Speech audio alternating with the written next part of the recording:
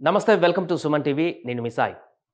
సాధారణంగా మనం చెప్పులు ఎక్కడైనా తెగిపోతే బయటికి వెళ్లి చెప్పులు కుట్టేటువంటి షాప్‌లో చెప్పులు కుట్టించుకోవడం జరుగుతుంది. సో, ఎంత పెద్ద చెప్పైనా, ఎంత కాస్ట్‌లీ చెప్పైనా కుట్టడానికి ఆల్‌మోస్ట్‌గా రూ. 100, రూ. 200 మించయితే కాదు. ఇంకా ఎక్కువైతే ఒక రూ. 500 ఉంటుంది కావచ్చు. బట్ తాజాగా ఒక వ్యక్తి కుట్టినటువంటి చెప్పుకి రూ. 10,00,000 డిమాండొచ్చింది. 10,00,000 ఇస్తాం ఆ కుట్టినటువంటి చెప్పు ఇవ్వమని చెప్పినా కూడా ఆ చెప్పులు కుట్టేటువంటి వ్యక్తి నిరాకరిస్తున్నాడు. అసలు ఏంటి ఈ చెప్పులు కుట్టిన వ్యక్తికి సంబంధించిన వార్త? అసలు ఎందుకు అంత డిమాండ్ పలికిందనేటువంటి వివరాలు చూద్దాం. ఎందుకంటే ఆ చెప్పు కుట్టింది స్వయంగా కాంగ్రెస్ అగ్రనేత రాహుల్ గాంధీ. రాహుల్ కుట్టిన చెప్పు 10,00,000 అయినా అమ్మని షాప్ యజమాని.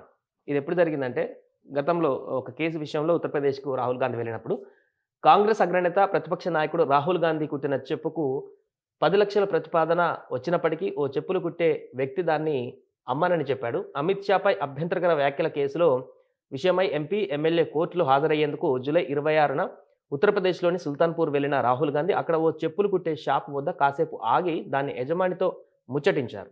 అతని సమస్యలను అడిగి తెలుసుకున్నారు. అతని వద్ద ఓ చెప్పు తీసుకొని కుట్టారు.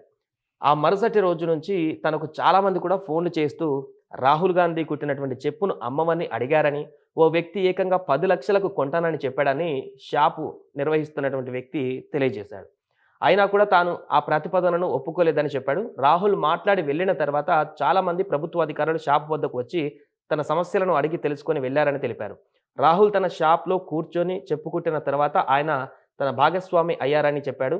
ఆయన కుట్టిన చెప్పును గ్లాస్ ఫ్రేమ్‌లో చేయించి తన షాప్‌లో పెట్టుకుంటానని వెల్లడించారు. సో, ఆ వ్యక్తి చూడండి, ఒక పొలిటీషియన్ అగ్రనేత అక్కడికి వచ్చి ఆయన సమస్యలు తెలుసుకొని ఆయనతో పాటుగా ఆయన చేసేటి వర్క్‌లో నిమగ్నమై ఒక చిన్న చెప్పును కుడితే, ఆ చెప్పును జాగ్రత్తగా దాసి ఒక ఫ్రేమ్‌లో కట్టుకుంటానని చెప్పేసి అంటున్నాడాయన. మరొకరైతే 10,00,000, 15,00,000కి వేరే వాళ్ళు కొంటున్నారనంటే హ్యాపీగా దాన్ని అమ్మేసి అలా ఆ డబ్బుతో కుటుంబం సెట్ అయిపోతుంది కదా అని ఆలోచిస్తారు. బట్ ఈయనే రాహుల్ గాంధీ స్వయంగా నా దగ్గరకొచ్చారనేటువంటి ఆ ప్రేమని తన మనసులో దాచుకొని ఆ అగ్రనేతకి ఆయన నిజమైనటువంటి భాగస్వామిగా అంటూ ఇక్కడ వ్యాఖ్యానించారు. అభిమానిగా మారి పూర్తిగా ఆ చెప్పును నా దగ్గరే ఉంచుకుంటాను. ఎంత డిమాండ్ చేసినా ఇచ్చేది లేదంటూ కూడా ఆయన యొక్క ఆహ్, ఈ యొక్క రాహుల్ గాంధీ పైన ఉన్నటువంటి ప్రేమను వ్యక్తపరుస్తున్నాడు. దీంతో రూ. 10,00,000 ప్రతిపాదించినా కూడా చెప్పు అమ్మకపోవడం ఏంటనేటువంటి చర్చ అయితే ఇప్పుడు కొనసాగుతుంది. ఏదేమైనా కూడా ఆయన తీసుకున్నటువంటి నిర్ణయం పట్లయితే చాలామంది కూడా ప్రశంసలు కురిపిస్తున్నారు.